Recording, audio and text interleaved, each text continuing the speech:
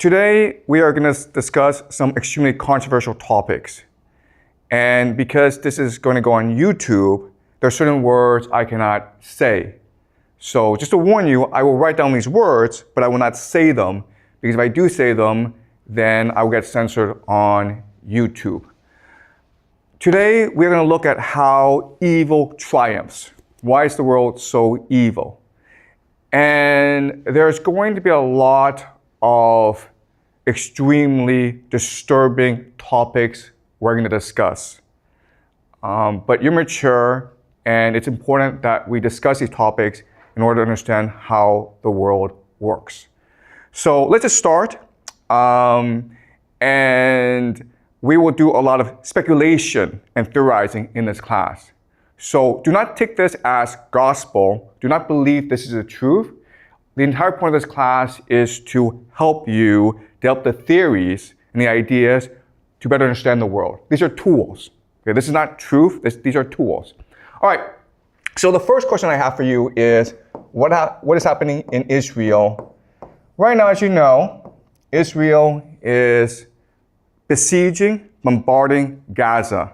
You might have seen the videos on social media. It is disturbing. It is terrible what is happening. The word that is happening, the word that we use for what is happening in Gaza is this word. You are not allowed to say this word on YouTube, but that is the intention.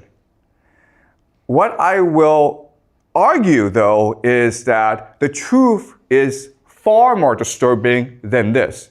What is really happening in Gaza is a ritual sacrifice. And this happens quite often in human history. If you go back and you look at the real history of humanity, this happens quite often. Some of the most famous examples are the Aztecs. We've dug up temples of the Aztecs, and inside the temples are thousands and thousands of human skulls. So before they went to war, they practiced human sacrifice. They would commit mass murder of their enemies in public. So the Aztecs were really famous for this. The Phoenicians, specifically the Carthaginians. We will discuss them later this semester, but the Phoenicians were also famous for a particular type of sacrifice, which is child sacrifice.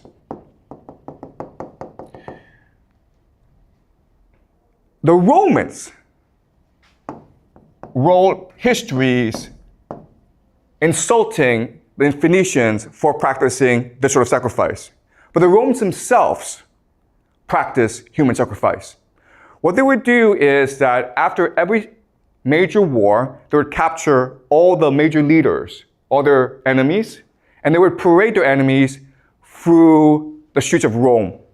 This is something called a triumph. At the end of the triumph, they would gather enemies at the temple of Jupiter. Jupiter is their god.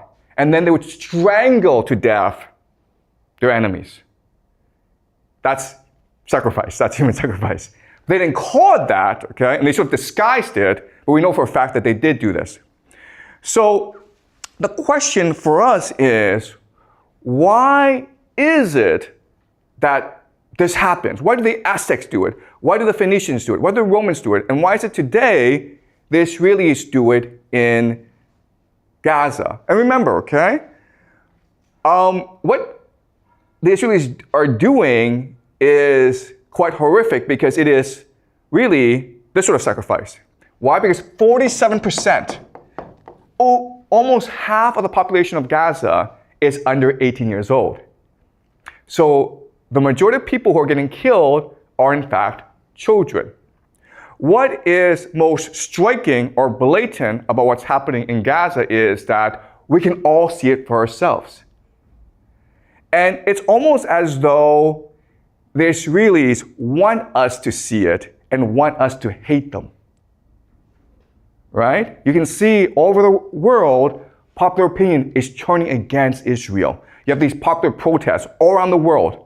protesting what is happening in Palestine. If they really want to do this, right, there are actually much more effective ways of doing this. For example, you could just poison their water. Or you could poison the air so that everyone in Gaza gets a fast cancer, right? We have the technology to do this. So Israel could do it this secretly and no one would talk about it. And in 20 years' time, 30 years' time, the population of Gaza would all be gone. It would be a very secret, right? Instead, they choose to do this in front of the world. And my argument to you is that this is intentional. They want the world to hate them. Because by doing this, they create the ultimate taboo, right? We find this disgusting and contemptuous, so the entire world will unite against Israel. But guess what? That's what their religion wants. In the extreme form of Jewish eschatology, or the religion, they believe that at the end of the world, Israel will fight the entire world and God will help Israel triumph in the end. So what's really happening in Gaza is that there are extremists within the Israel government who want to accelerate the process of the end of the world, where Israel will face the world. And if you think about it, the entire idea of this ritual sacrifice is to unite the Israeli population. And what's extremely disturbing and horrifying about it is that this works. Why? Well, let's use an analogy, okay? The analogy is this. In Chinese history, the most popular military stratagem is to fight with a river behind your back. You guys have heard of this strategy, right? Where, an army is losing, it's being scattered by the enemy. So what the general does is forces the army to retreat to a river. And now with the river blocking your escape, you have a choice. You can either drown in the river or you can fight to the death. And most soldiers will choose to fight to the death. And so at this point, the soldiers are unified, they're galvanized, they're energized, and then they find a surge of energy to go and destroy their enemy. Okay, this is the most popular military stratagem in ancient Chinese history, and guess what? It's the same as Israel doing this right now in Gaza. It's the same logic. Yes, you have a question? So what is the river for the Israel? That's a good question. What's a river right here, right? The river is a taboo, right? What's the worst thing you can do in modern society? Killing children, guys, right? So there's no exit for Israel. You either go all the way or the world comes and destroys you anyway. And in fact, what's really interesting is that if you go online, you will see Israelis go around the world and causing trouble everywhere. They're going to start fights. They shout death to the Arabs on public buses in the Western world. It's intentional. They want to unite themselves by dividing the world, by angering the world. Okay? Does that make sense? All right. So this is all very disturbing, and I want to slowly unpack, reveal to you how this works. Okay? So to do this, what I'm going to do is I'm going to use a thought experiment. The thought experiment is this. Let's just say that there's an island. We don't know where the island is, but it's an island. And there's no escape from the island. And on the island, the center, it's a hill, and it's safe. But everywhere else, you have these flesh-eating monkeys roaming everywhere. Okay? The problem is that on this island, the resources you need to survive, trees, food, and rivers, the monkeys are there, okay? There's one safe spot in the center, but everywhere else, if you want resources, you have to go fight these monkeys. They're flesh-eating monkeys. They want to kill you, they want to eat you. And there's an infinite number of them. Now, let's just say that one day, for whatever reason, okay, we don't know why, but 100 men, aging, and they range from 15 to 65 years old, okay? They are mysteriously transplanted onto this island in a safe spot. They come from different countries. They do not speak the same language. They are of different ethnicities. They are all poor people in their countries. They don't have much education. So they're there, and they realize quickly that the situation is utterly hopeless. There's no escape from this island. These monkeys are everywhere, and they are tough warriors. And the situation looks bleak. They don't even speak the same language. They don't have a common culture.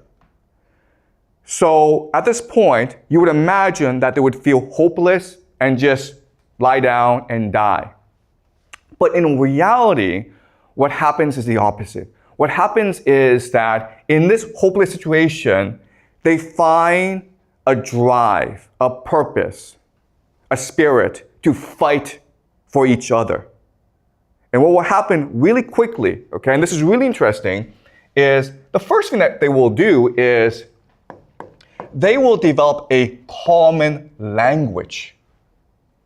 They don't speak the same language. Some speak Chinese, some speak English, some speak Spanish, some speak Russian, doesn't matter. They will very quickly develop a common language. And then what they will do is, with this common language, they will start to tell each other stories of where they come from.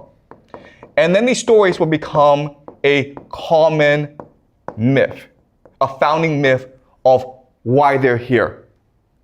And they come to believe that God has chosen them to save the world, and that's why they're here. Then what they will do is, with this new religion, they will start to develop rituals to reinforce this religion. These rituals include sex. Okay? So these men will have sex. And the reason why is to create intimacy and bonding among them. And there'll be a lot of religious rituals as well. Another thing that they will do is pick a leader. There's 100 of them. They need a leader to organize them. And so we can imagine that during the leadership election, everyone gets up to speak. Now, the man who's 65, he is wise. He has experience. He has strategies. So he delivers a very powerful speech, inspiring everyone and telling people how they can survive against the flesh-eating monkeys. Okay, so he's really smart. Then suddenly you have a man up here who's 15 years old, or 16, or 17, okay? He is not articulate. He has no ideas. What he does is this. He stands in front of everyone, and he's bold, and he's brave, and he looks at everyone without saying a word. He shows them his hand, okay? He shows them his hand. Then from his pocket, he takes out a knife, okay? And then he cuts off his hand in front of everyone. And he does not cry. He just looks at everyone as though nothing happened. Let me ask you this question. Who does everyone pick to be their leader? The second person, obviously, right? The man who has shown sacrifice and commitment and devotion to everyone else. The old man has ideas, and he will become the advisor to the leader, but the leader is the man who is most willing to die for everyone else. And so in this situation, the bravest among them will come and emerge as the leader. And as such, what will happen is that these people, these men, will become extremely inspired and devoted. Even though they are weak, they will learn to become strong. Even though they are poor and uneducated, they will learn to be wise and clever and strategic. They will radically transform themselves. And ultimately, what will happen is the idea of cohesion. Cohesion like brothers. Cohesion like a family. They will understand each other, even though they're from different cultures, even though they have different backgrounds. They will understand each other better than they understand their own children and their own wives. And this cohesion will lead to something called synchronicity. Synchronicity. Synchronicity is when people act in unison together. Okay? So a very simple example of synchronicity is a sports team, right? When you watch a soccer match, how is that soccer team able to work together? Well, because of synchronicity, because their minds are alike. It's what we call a hive mind. And this allows for something called telepathy. They're able literally to think and act as one. So let me give an example of this. Let's just say these men, they're sleeping, but one of them wanders off to collect wood. And then he's attacked by monkeys. It doesn't matter if he screams because he's too far away. Would his comrades know that he's in danger? They would. Okay? And the example here is, let's just say you're a mother and you have children, okay? And one of them goes off to France on a vacation. But then while he's in France, he gets hit by a car and he's hospitalized. Would you as a mother know that your son is in danger? Would you feel it?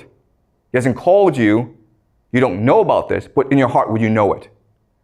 The answer is yes, you would know it. You would feel something is wrong. You would get on the phone and try to call your son. You can't reach your son, you would call the police, okay? You don't know what's happening, but something in your heart is telling you, I need to get in touch with my son. Okay, and that's how the hive mind works. That's how synchronicity works. Let's look at another example. Let's just say that one day, there's 10 of you and you're all collecting wood.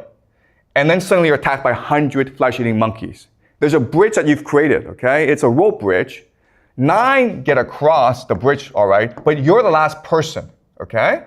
And all the monkeys are about to descend on you. And you know that if the monkeys get across, your comrades are dead. So what do you do in this situation? Yeah, you cut the rope, okay? You die.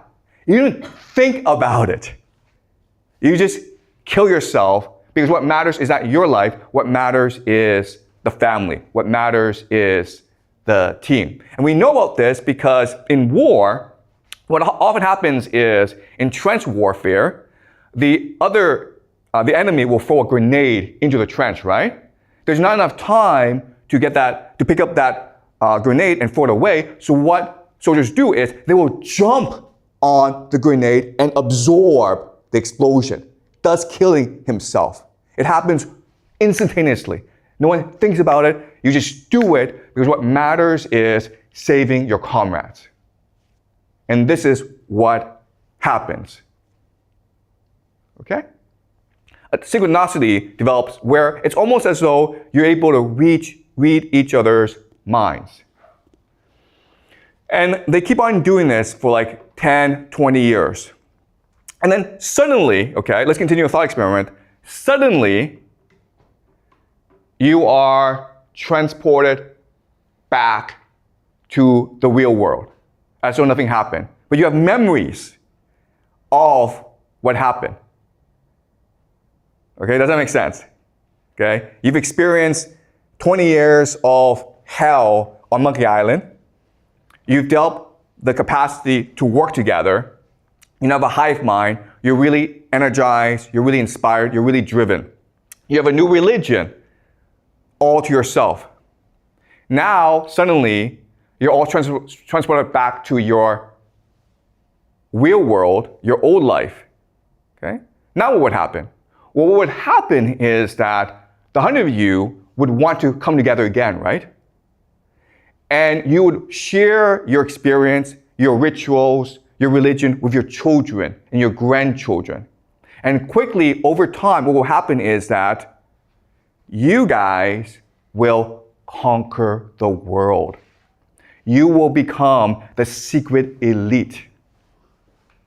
The world is yours. There may be presidents, there may be famous people, but secretly, you're the ones who are in control. Your children, your grandchildren, your great-grandchildren will inherit this legacy, and they are the ones who truly control power in the world. Does that make sense? All right. Yeah, question here.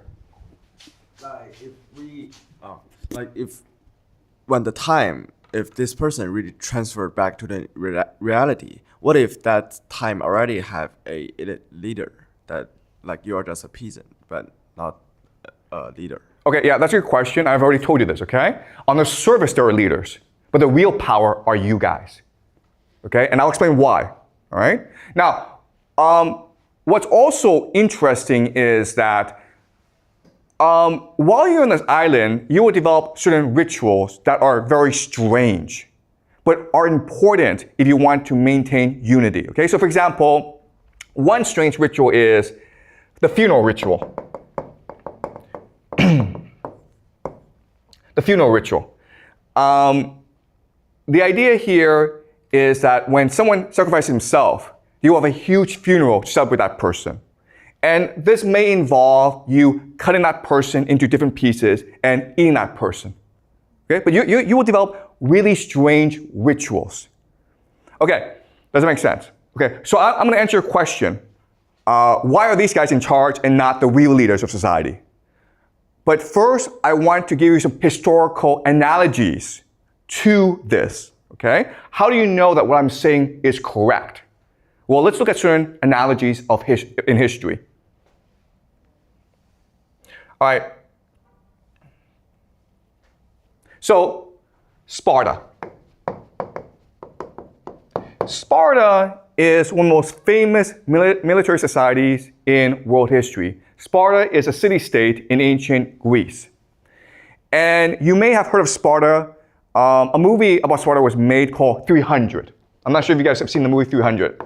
But 300 is really about 300 Spartan soldiers who are fighting millions, not millions, but hundreds of thousands of Persian soldiers. Persia is invading mainland Greece.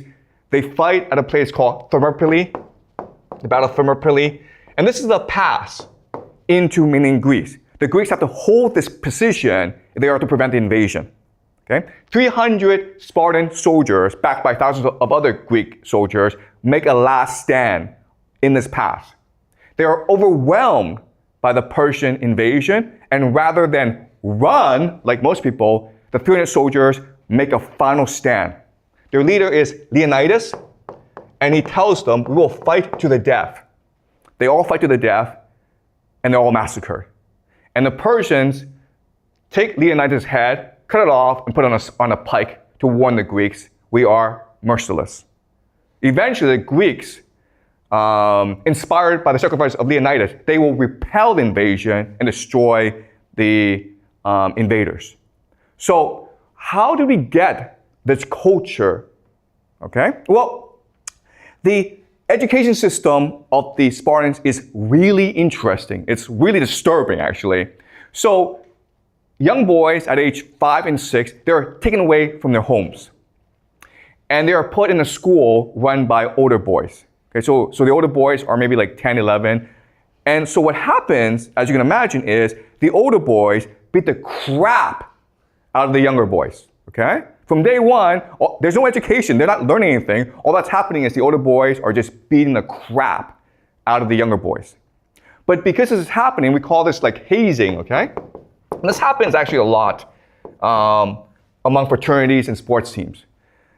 When they're getting the crap beaten out of them, it builds solidarity. It builds brotherhood. So these young boys who are 5 and 6, they learn to love each other because only by helping each other can they survive the brutality. Okay?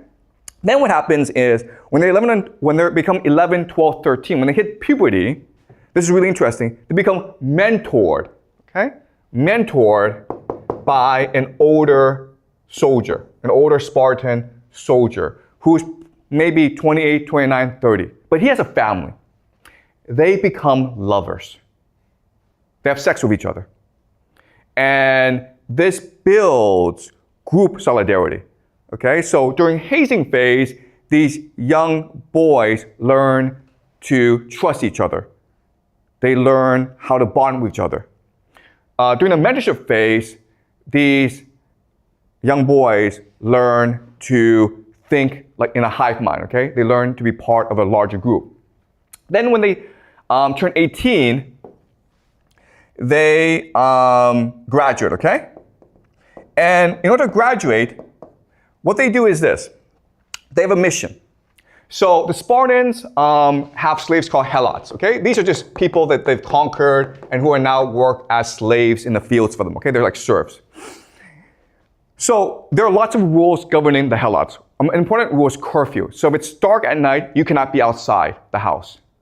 If you are outside the house at night, you could be executed, okay? So as a graduation mission, these young soldiers hide in the fields at night, okay? They hide in the fields and they wait for the sun to go down. So it's now dark.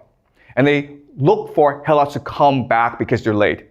And what they'll do is they'll sneak up behind the helots and cut their throats. Okay, this is basically sacrifice. Okay, human sacrifice. So the Spartans did this as well. It's a very common thing. And what this does is it builds group cohesion, leading to synchronicity. There are thousands of city-states in Greece. Only Sparta did this. And it made everyone think Sparta was disgusting. Everyone hated Sparta. But it kept Sparta unified. And it made Sparta into the dominant military power in Greece at that time. Okay? What happened then is Thebes, another city-state in Greece, they would copy the Spartan system, okay? But they made it voluntary. So in Sparta, you have to be an elite to be part of the system. But in Thebes, anyone could join the system, okay? And they call the system the sacred band.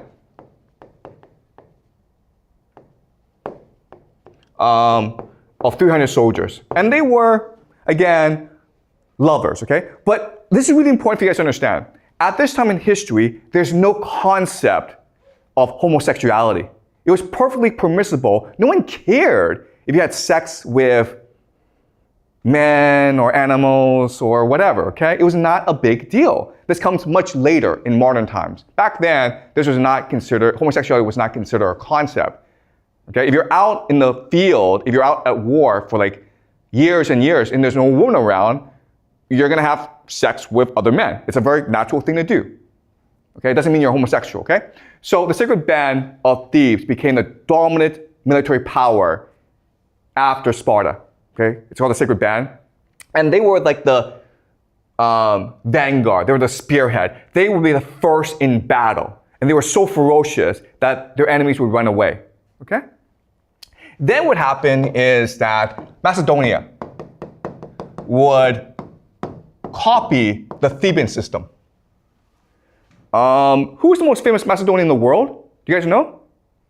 Which Macedonian is the most famous ever in human history? You know the name, but you may not know he's Macedonian. Alexander the Great, okay? His father is Philip II. Philip II is the one who actually built the greatest army in the world, the Macedonian army. And it was Alexander the Great, his son, who would take this army and conquer Persia. Okay, we'll learn this later on.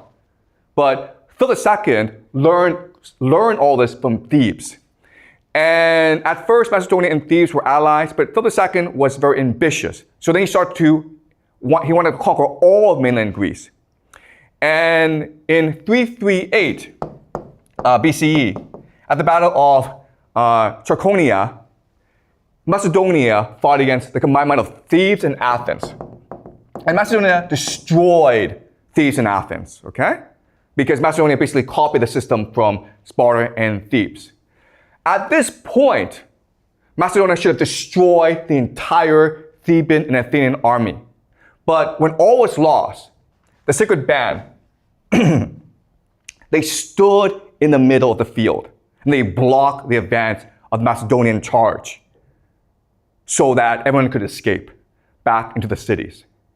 They did not fear death. They welcomed death. Okay? For them, what mattered was honor and sacrifice. And that's how you create the greatest army in the world. Okay? Does that make sense? So these historical analogies give credence to our thought experiment. Okay, now we're going to look at a question, which is, okay, why does the system work? Okay, so let's do game theory. Game theory. Game theory is just a study of how to win games, okay? It's a very general thing. So let's do a thought experiment and just say there's about 1 million people in the world, okay? There's 1 million people in the world, and they're all trying to win the game against each other, but only one can win. Well, according to game theory, the best way to win a game is by, does anyone know? Cheating, okay? Cheating. If you follow the rules, you will never win the game, you have to cheat.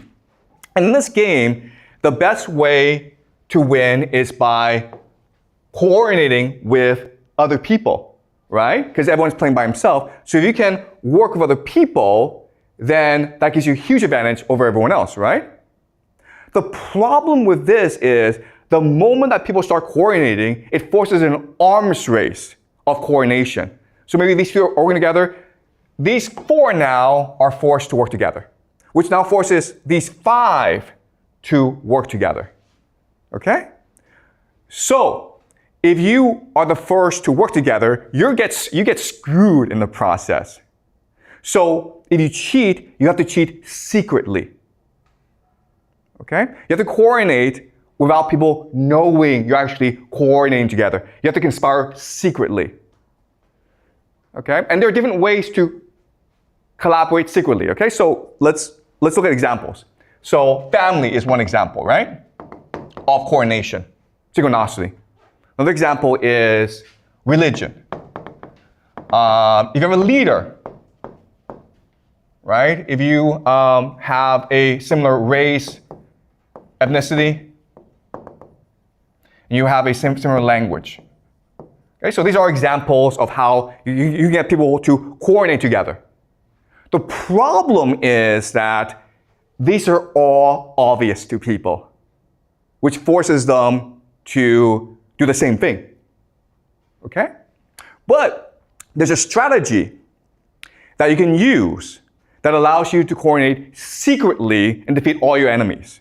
And this strategy is called transgression.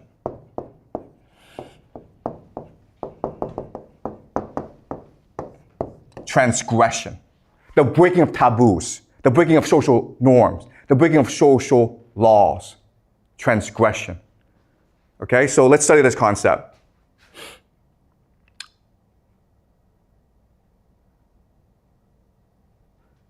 All right, so the idea is that, the theory is that the greater you transgress, okay, this is the level of transgression, the greater your cohesion, which leads to synchronicity. Okay, that's a theory I want to propose to you. All right? So, transgression, I mean, it's a very simple idea. You're breaking the rules, right? You're cheating. And therefore, everyone wants to put you in prison. Which means that the only way that you can survive is if you keep the secret among your group, right? Which forces cohesion. Does that make sense?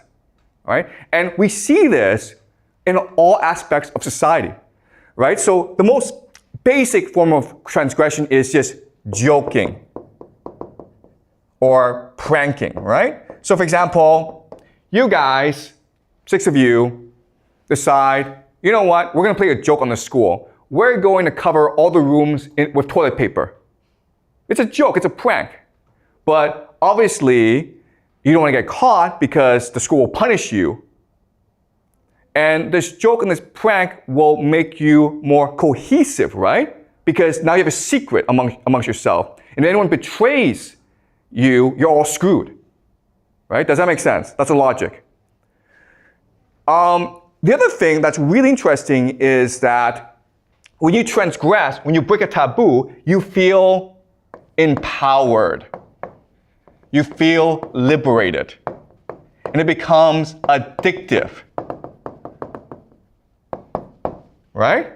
You fill the school with toilet paper. You're like, that was a lot of fun. Why was it fun? Because you broke the rules. You feel, I'm more powerful than my teacher.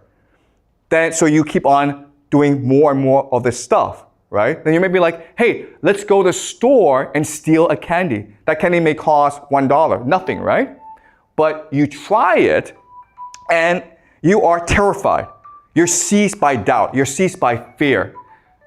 Sorry, so this is the sound that tells us that we should go on break, but again, we don't go on break in this class, okay? So I apologize. We're not taking a break. We keep on going, okay? But that's what the sound is. Okay, so you're terrified because your mother, your teachers, everyone told you stealing is bad, right? But when you actually go and do it, how do you feel? You feel energized. You feel liberated. You feel empowered. And if your friends were with you, the friendship becomes much more unified, much more cohesive, much more synchronized. Does that make sense? And now you want to like, let's break more rules. Let's see what happens if we break more and more rules. And you keep on going because it's addictive. And ultimately, there's a transgression that is the ultimate taboo, which is what? You guys know? Yeah, right? This. Right? Can you think of a more worse transgression than this? That's why they do it. Because it feels empowering. It releases energy. They do it because they believe that when you do this, it releases divine energy. And when you actually do it, okay?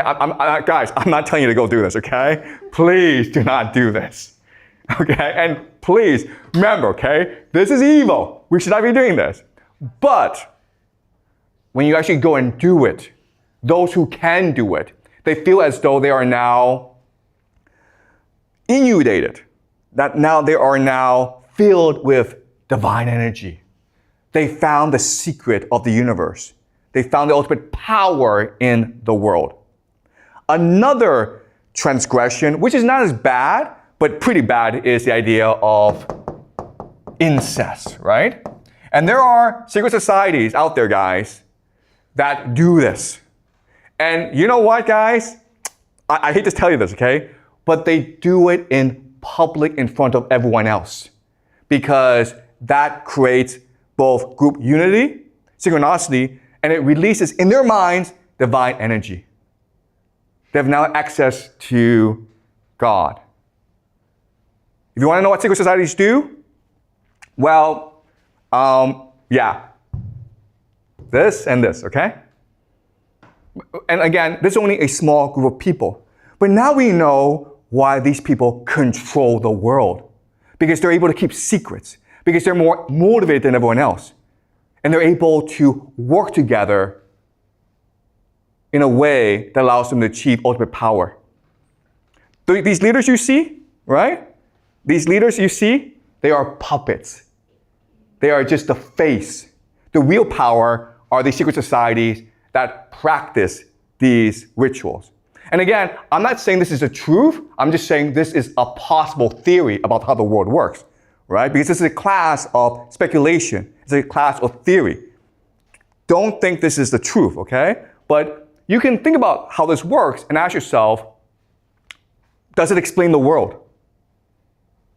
Okay? All right. So having explained this, what I want to do now is go into the deep theory as to why this is happening. Okay? So if you talk to these people and they're honest with you, they'll tell you that when we do this, we access God and God gives us divine power because they're superstitious and they're stupid. Okay? Just because they're the elite, just because they're powerful people does not mean they're clever. In fact, they're kind of stupid if you actually meet them. All right? But I'm going to explain how this system works. And when I explain to you, it will make sense. Okay, but are we clear so far about what's happening, guys? All right?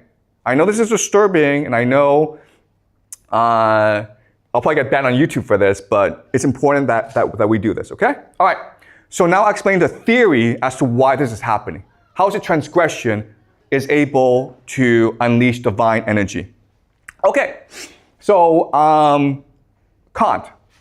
We will look at some major thinkers, and they're really deep thinkers, and we'll go more into them this semester, but I'm going to introduce them, okay? So Kant. Remember from the first class, Kant had a theory of how the world works. There is no objective reality that we see, okay? So before, the assumption was that we just absorb reality, okay? But Kant says that we are active. Sorry, we'll wait for this.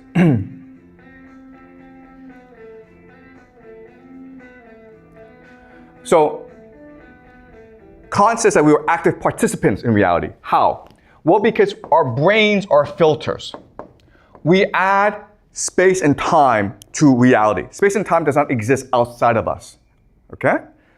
So the objective reality is called noumena, okay? The things in themselves. Do not worry about these names, but this is the objective reality.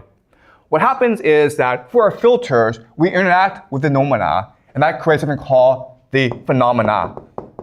The things that we see, the phenomena, okay? And that's the world we know. The noumena we can never ever know. That's the theory of Kant, okay? And this has been confirmed by neuroscience. So this is basically the most accurate model of the world that we have. The problem, though, is that Kant's conception of the world creates three questions, okay? The first question is, what is the noumena? Kant says we can never know it, but we still want to know it, okay? That's the first question. Second question then is, who gave us these filters, right? Where do our filters come from? How do our minds work, and who created our minds in the first place? That's the second question. The third question is, if we are all seeing the world through our own lens, how do we know that we're seeing the same world? How do our perception of the world align together? Okay? So Kant creates these problems. Hegel, who comes after Kant, Friedrich Hegel, by the way, he proposes a solution to these three problems. And what he says is this, and this is really important for us to understand, is the noumena is the Geist. The Geist is hard to translate. We usually translate it to mean spirit. Okay, so what Hegel is saying is that the spirit world is what creates the material world. We are just a shell. What really matters is the spirit world. Now, it's really important to understand the concept of the Geist, okay? And again, it's German, but there's no actual English translation for it. So it's best to see Geist as a combination of three words that derive from Geist. Okay, these three words are ghost, geyser, and gist. Okay? So these three English words are derivatives of the German word Geist. Right? Most words in English are actually German in origin. Sorry, not most words, but many words, okay? All right, ghost is just a parallel reality that exists alongside us, right? A spiritual world. That's the first concept. Geyser is just a force that is exploding or becoming or expanding. So this Geist is constantly expanding and becoming. Gist means the essence of things, the core of things. Okay? So the real truth in the world is the Geist. Not what we see, but what is invisible to us. Okay, so that's the idea of the Geist. Does that make sense? Now with the Geist, we can answer all three questions. The noumena, the real world, is the spiritual world, not the material world. It's the Geist that gives us these filters. And because we're all seeing the world through the Geist, we see the same world. Okay? So now this creates another problem, which is, where did the Geist come from? What is the Geist? Okay, and here we will look at Plato and Dante. Okay, so again, this is a really deep theory, and we'll go more deeply into this as the semester moves. But I just first want to introduce the idea to you right now. Okay, so this comes from Plato and a religion called Gnosticism. Okay, the Gnostics. Gnostic just means knowledge. Okay, so in the beginning, the Big Bang, the force is the monad, or the one. Okay, there are different names for this thing, or nous. Just think of this as a supreme God. Okay, the Big Bang, the force, like the sun almost. Okay, the spiritual sun of the universe. The nous works by breathing. When he breathes, he vibrates his divine power. And through this, he creates new beings called dyads. Dyads are just pairs of forces. Okay? And these dyads then create different realities. All right? So different realities are being created through this interaction. And eventually, you reach Earth. Okay? So, in other words, what Plato and Gnostics are telling us is that the Geist is a multi-layer, multi-dimensional world that we access all the time. Okay? Does that make sense? And the Earth, what we see, it is just the most outer shell in this universe.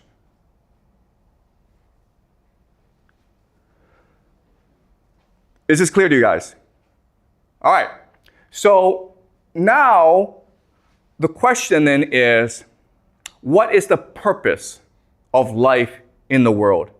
And what Plato says is that the purpose of life in this world is to return to the monad. Okay, and guess what, guys? This is actually the framework for a lot of religions, including Hinduism, right, and Buddhism. This is what the Hindus and the Buddhists believe as well. Nirvana is to return to the monad. I'm not sure if you guys have studied religion before, okay? But that's the idea. So what Plato says is that through the pursuit of knowledge, philosophy, the love of knowledge, you can return to the monad. Okay? Dante, and we will study Dante in depth later on, okay? But Dante has another solution. What Dante says is that the monad is love. Okay? And the monad, because he creates things, his divine spark emanates throughout the universe. Okay? So there is a divine spark in us. And this divine spark is called love. So we are able to love people. Mothers love children. You love each other because of this divine spark in you. And the more you love, the more you return to the monad. Okay, so Plato says, pursue knowledge. Dante says, pursue love. Okay? So now the question is, okay, this sounds all very good, but why does evil happen in the world? Okay, what's the source of evil? Right? That's interesting. Okay, you have this theory of the universe, but then the question then is, why do people do bad things then? Why is there sacrifice in the world? Why are people doing all these bad things and not only getting away with it, but they're also controlling the world? That's a big question, right? So, for Plato, the answer is very simple. this world doesn't matter. Who cares if they control this world? It's a fake shadow world. Ignore them. Just focus on the pursuit of knowledge because that allows you to be one with the monad. Okay? Who cares about this world? Give them what they want. Give them their power, their fame, their money. Who cares? Dante's answer is actually very interesting. Okay? That's Plato's answer. It doesn't matter. This world doesn't matter. Who cares what happens in this world? It's a prison anyway. Dante actually proposed something different. He says this. If the monad is love, love is trust. So the monad loves us, and as a result, the monad gives us free will. Now, free will can lead to bad things, for example, this world, but he has no choice in the matter. Because for him to interfere means to take away our free will. And free will is his greatest gift to us. Okay? But now and then, what he will do is he will send messengers to our world to remind us that there is a divine spark in us. And we can activate it and achieve a greater consciousness. And these messengers are Plato, Dante, right? Jesus. Right? Does it make sense? So now and then the monad will send, through the Geist, okay? The monad will implant ideas in these people who will then tell us the truth. But it's our choice whether or not to believe it because the monad has given us free will. All right, so for Plato, what's important is the pursuit of knowledge. For Dante, what matters is the pursuit of love. To love each other unconditionally. Okay? And that's what they tell us. What the system also tells us is that the powerful want to deny this system, right? Because if they control Earth, the fake world, they want to make it as real as possible. Does that make sense? That's the source of their power. The belief that the only thing that matters is the material world, the prison that we live in. And that's why we have science, right? Science is negation of the spiritual world and the validation of the material world. If you cannot see it, it must be fake, right? Okay? So that's how power works. Now, transgression works in this model because transgression allows the powerful to align to a certain part of this universe, okay? Because in this universe, there are evil forces as well. Does that make sense? So for example, the metaphor is, think of the internet, right? Well, there are millions and millions of websites. And through transgression, by doing the same evil act, what the powerful have done is they've locked onto the same website, right? And because they've locked on the same website, it allows for synchronicity. It allows for them to commit, to think alike and to behave the same way. Okay? All right. So that's the general theory. And again, this is all speculation. I'm not telling you this is true, but I'm giving you a framework to work with to better understand why things happen. We're just speculating. We're using our imagination here, right? I know there's a lot, but Kant, Plato, Hegel, Dante, we will go much more deeper into over the semester. I just introduced these ideas now. Okay, questions, guys?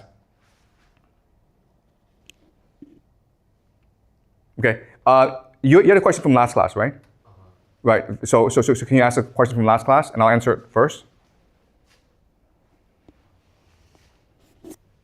All right, from last class, you mentioned that the ones that control society are those old pensioners, right? Because they get revenues from the youngers and they control the society.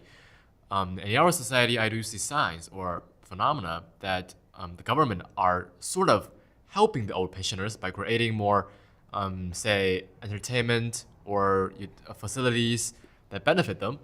So why is that? Is it possible that the government also benefits from old pensioners' actions, or is actually the governments are controlled by old pensioners? Yeah, I mean, we discussed this last class, but it's the pensioners, the old people who control society, control the culture, who control government, right? Because in China, from the first day, you're taught to respect your elders, right? You're taught that elderly people are worth emulating, they're worth studying from. They're what's most precious about our society. So it makes sense that the government would create policies to most benefit the elderly. Okay, that's just the structure of Chinese society. Respect for the elderly. Okay, thank you. Any more questions, guys? Yep. Ember has a question. Okay. So I was just thinking about the model, and I think The monad. This Okay. model that we have on the board. So, like you said, the existence of evil is, if you don't mind repeating yourself. Oh, yeah, so what is evil? Yeah. Okay, in the system. Okay, so in this system, what is evil is the denial of the system. Okay? So because the monad is the truth, it's love, right? So the closer you move to the monad, that's what's good. The further you move away from the monad, that's what's evil, right? So at the very end of this model is earth. So the more you embrace the material world, the more you deny the spiritual world, that's what's evil in this model. Okay. So for Plato, what's good is the pursuit of knowledge. And what's evil is the pursuit, the denial of knowledge, which includes, by the way, art, right? Movies. Because movies are just a shadow of the shadow world. If the world we live in is fake, and movies, all they do is depict this fake world, then it makes things worse. Okay? And Dante, whatever allows for more love is good. What allows for less love is bad. Okay? So just to add on to that, so what if, like we mentioned earlier, sacrifice can be considered as a way to unite people. It creates cohesion. Yeah. And with cohesion, it unlocks divine energy because you're accessing a part of this model. Okay. Yeah. Does that make sense? Yeah. Right? So, and that's why, as they're doing this sacrifice, they are worshiping a certain god. Right? So sacrifice is part of their religion. It's not done independently. They have a religious framework for the sacrifice, and that's why they do it. Right? They don't do sacrifice for the personal sacrifice. They do sacrifice as a consummation of their religion, because that's what their religion demands of them. Right? And because so they're worshiping a god, they're sacrificing these people to send to this god. Okay. Right? So they're accessing a part of this model, which is a lower part, okay? And there are evil beings in this model as well, right? But they go lower. So by being evil or like doing the bad deeds, we get, as long as it creates love in Dante's theory, it gets us ultimately closer to the Monad, yes. But the evil now that we perceive is constructed by our current society. So Yeah, so what Dante is saying about our current society is that our society is first and foremost anti-love. It does not allow for people to love each other. So for example, school, right?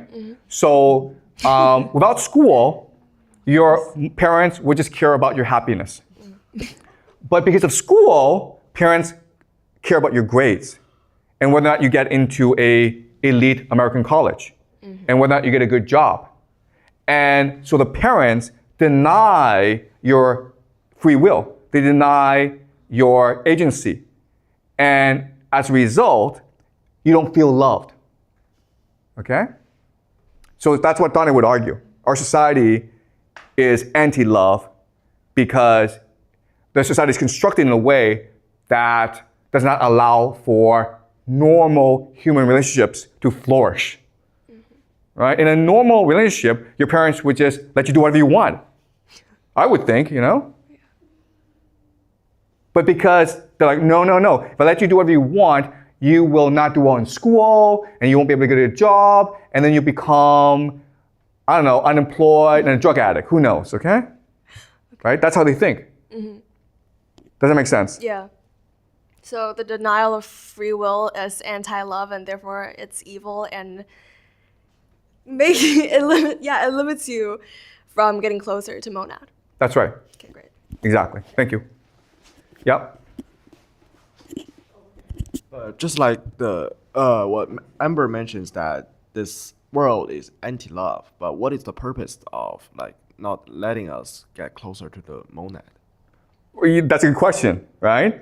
Why are they doing this? Because the people in power want to stay in power, right? Because what they're doing, it goes against the monad. But they want to stay in power. So they gain like benefits such as power by disobeying the monad and letting others like disobeying the monad because they can keep their power. Okay, so let us be very clear, okay? This is really important.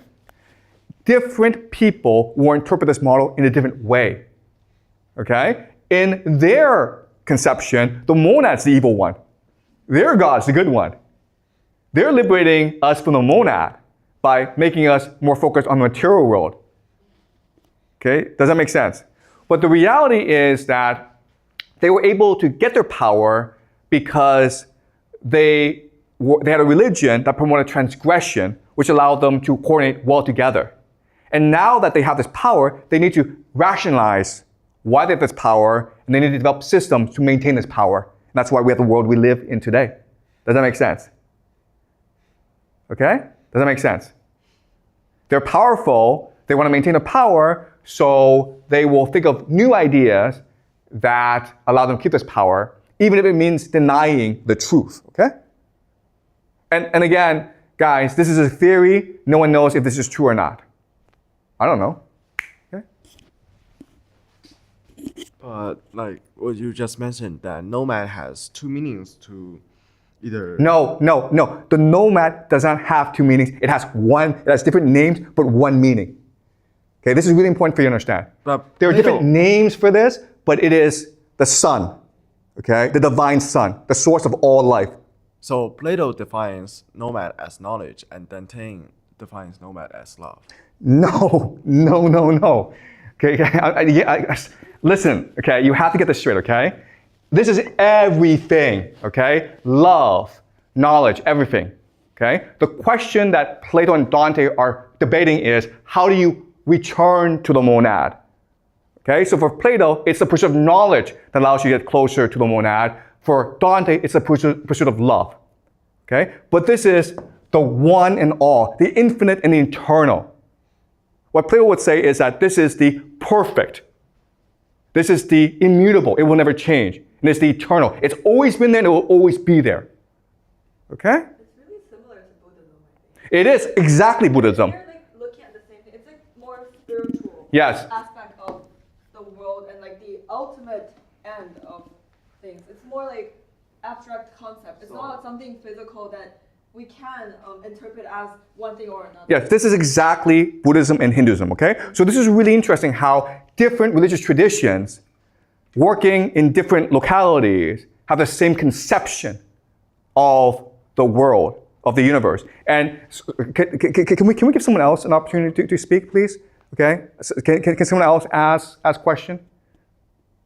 Like I know you're enthusiastic, but sometimes you want to step back and absorb the idea. Okay? So you've asked a lot of questions, but go home, think about this some more. Okay? Does that make sense? Okay. Does anyone else want to ask questions? Okay, one more question, okay? One. So, like, just to confirm that. Okay. Plato and Dante just like gives us the way to approach nomad, right? Okay. Can you ask the question again? I don't... Like, I want to confirm that Plato or Dante, because Plato said that to learn knowledge, and Dante said to pursue love. So they gives the way to let us approach monad, right? So the monad in the conception of everything is the same, okay? It is a source of everything. Plato and Dante are proposing different ways to become closer to the monad, right? For Plato, it's like spend your entire life learning mathematics, specifically geometry, because he thinks that geometry is really the language of the universe, the secret language of the universe. Dante says, that's too hard, guys. That's not intuitive. Like for Plato's an elitist, right? Plato is like, only if you come to my school and you learn geometry, sacred geometry, will you access heaven. Dante's like, that makes no sense. The monad would not create a system which only the elite, the chosen, could access him. The monad, if he truly loves everyone, will give everyone the capacity to reach him. And that capacity that is accessible to everyone is love, right? Doesn't matter who you are, you can all love. But quite honestly, there are not that many people in the world who can do calculus, right? Right? So Plato's like, you have to do calculus. Plato's like, and Dante's like, that's just ridiculous. That's the most ridiculous thing in the world. Okay? Does that make sense now? Okay. Any more questions, guys? Like, why is that like a lot of other like religions and, you know, Plato or like Dante, they came to the same realization of monad? Like, why is that? Like, it's from different places in the world, different regions, but like, why do they all have kind of the same thing about wisdom or like knowledge in general? Yeah, so that's a really good question. And the answer is the Geist, right? The answer is, where do our thoughts come from? And where do our thoughts go? Do you really think that it's our brain that produces thoughts? Why is it that with the same brain, right? Same neurological structure, but we have different ideas? And why is it that I have so many ideas and others have limited ideas? Well, like biologically, we cannot explain it, okay? We've never explained it. So if you study neuroscience, one thing that they will never ever ask is, where do our thoughts come from? Which is weird because that should be the most basic question, right? That's the first question you ask, but they never ask that. Why? Because they cannot answer it. And the answer, the possibility is that Geist exists, and our ideas come from the Geist. And when we think of ideas, it goes back into the Geist, right? It's a ghost. It is with us and it is not with us. There's just like a big system out there that everything comes from there, so all of the things will go back there eventually. Exactly. And that's why. And that's how we can explain why all these different religions have the same conception of the universe. Because they're getting this conception through inspiration, right? Through communication with the Geist. Right? Does that make sense? Okay? I think that makes a lot more sense than, oh, the synapses in our brains, you know? They fire together and they hit and like, ooh, we have an idea. I don't know. Okay, all right, so great. We will continue this next class.